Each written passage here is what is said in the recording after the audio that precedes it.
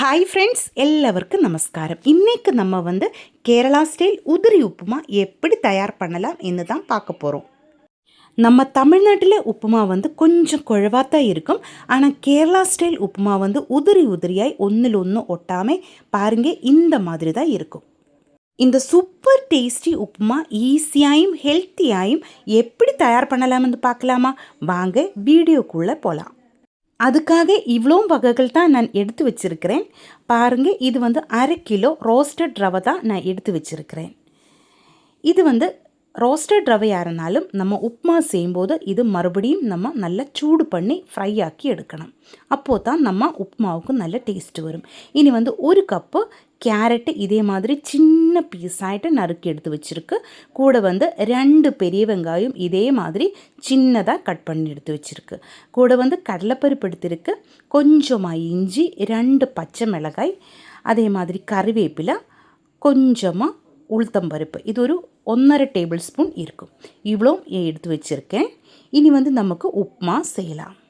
கேரட்டிൻ്റെ கூட நமக்கு பீன்ஸும் எடுக்கலாம். அதுவும் நம்ம உப்புமாவுக்கு நல்ல ஒரு டேஸ்ட்டாக இருக்கும். இப்போ ரவை நமக்கு நல்லா ரோஸ்ட் பண்ணி எடுக்கலாம். ரோஸ்டட் ரவையாய் நம்ம வாங்கியிருந்தாலும் இதே மாதிரி நல்லா சூடாக்கி எடுக்கணும். அதுக்கப்புறமா தான் நம்ம உப்புமா செய்யணும். கேரளா ரெசிபிகளில் உங்களுக்கு பிடிச்ச ரெசிபி எதாக இருந்தால் கமெண்டில் எழுதி போடுங்க. உங்களுக்காக நெக்ஸ்ட் டேயிலேருந்து கண்டிப்பாக நான் அந்த வீடியோ அப்லோட் பண்ணுறேன். இப்போ நம்ம ரவை நல்ல சூடாகிருக்கு. நான் அந்த சட்டியிலிருந்து அது மாற்றியிருக்கு. இனி நமக்கு கடாயிலேக்கு நெய் ஊற்றலாம். உங்களுக்கு நெய் பிடிச்சுன்னா நெய் சேர்த்திக்கோங்க. அல்ல உங்களுக்கு ஆயில் தான் பிடிக்கிற மாதிரி இருந்தால் தேங்காய் எண்ணெயோ அதே மாதிரி சன்ஃப்ளவர் ஆயிலோ எதாக இருந்தாலும் பிரச்சனை இருக்காது. அது நல்லா சூடு பண்ணலாம். அதுக்கப்புறமா கடுகு தாளிக்கலாம். கடுகு போட்டு நல்லா வெடிச்சதுக்கப்புறமா நம்ம எடுத்து வச்சுருந்தா கடலைப்பருப்பும் உளுத்தம்பருப்பும் கறிவேப்பிலையும் போட்டு இதே மாதிரி நல்லா ரோஸ்ட் பண்ணி எடுக்கலாம். உப்புமா எப்போவுமே நெய்யில் செய்யும்போது அதனோட டேஸ்ட் சூப்பராக இருக்கும்.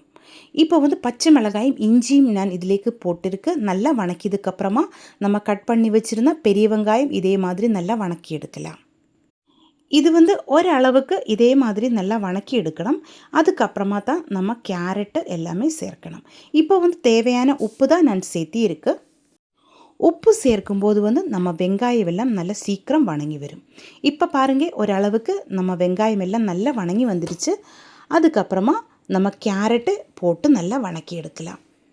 நம்ம தண்ணி ஒன்றும் இதிலேக்கு ஊற்றக்கூடாது. இதே மாதிரி ஸ்டவ் மீடியம் ஃப்ளேமில் வச்சு நல்லா கலரி விட்டு வணக்கி எடுத்துக்கோங்க. அப்புறமா ரோஸ்ட் பண்ணி வச்சுருந்தா ரவை இதிலேக்கு சேர்த்தி அதுவும் நமக்கு நெய்யில் ஒன்று வணக்கி எடுக்கலாம். இன்னொரு மெத்தடில் கூட நமக்கு உப்புமா செய்யலாம். இதிலேக்கு தண்ணி ஊற்றி கொதிக்க வச்சதுக்கப்புறமா ரவை சேர்த்தி நல்லா வேக வச்சு எடுக்கலாம். ஆனால் இந்த மாதிரி நம்ம செய்யும்போது ஒட்டி பிடிக்காமல் நல்ல உதிரியாய் நமக்கு உப்பு மாவு கிடைக்கும். அதனால தான் நெய்யில் இதே மாதிரி நம்ம நல்லா ரோஸ்ட் பண்ணி எடுக்கணும். நல்ல ஒரு வாசம் வரும். அது வரைக்கும் நம்ம ரவை நெய்யில் இதே மாதிரி மிக்ஸ் பண்ணி கலர் விட்டு வணக்கி எடுக்கலாம். இது 4 கப்பு ரவை இருக்கும். அதாவது 1/2 கிலோ ரவை இது இருக்கும். அதனால் 6 கப்பு தண்ணி நான் நல்லா கொதிக்க வச்சு எடுத்திருக்கு. அந்த தண்ணி இதிலேக்கு கொஞ்சம் கொஞ்சமாக ஊற்றி இதே மாதிரி நல்ல கலரி விட்டு எடுத்துக்கோங்க. ஸ்டவ் இந்த டைமில் லோ ஃப்ளேமில் தான் நான் வச்சுருக்கு. பாருங்கள், இதே மாதிரி கொஞ்சம் கொஞ்சமாக தண்ணி ஊற்றி நம்ம கலரி விட்டதுக்கப்புறமா இந்த மாதிரி மூடி வச்சு வேக வச்சு எடுத்துடணும். இதே மாதிரி மூடி வச்சு 4 நிமிஷம் நமக்கு லோ ஃப்ளேமில் வச்சு வேக வச்சு எடுக்கலாம். அதுக்கப்புறமா மூடி திறந்து கலரி விட்டு இதில் தண்ணி எல்லாம் நல்லா வற்றிச்சு எடுத்துகிட்டே இருக்கணும். பாருங்கள், இதே மாதிரி தான் இந்த டைமில் எல்லாம் ஸ்டவ் நான் லோ ஃப்ளேமில் தான் வச்சுருக்கு. அதுக்கப்புறமா உங்களுக்கு பிடிச்சிருந்தால் 1 கப்பு துருவன தேங்காய் சேர்த்திருந்தால் நம்ம உப்புமாவுக்கு நல்ல ஒரு டேஸ்ட்டாக இருக்கும்.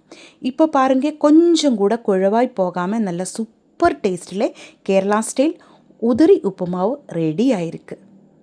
இந்த உப்புமா நமக்கு பழம் போட்டு நல்லா பிசைஞ்சு சாப்பிட்றதுக்கு சூப்பராக இருக்கும். அதே மாதிரி சுண்டல் குழம்பெல்லாம் இதனோட கூட நல்ல காம்பினேஷன் தான்.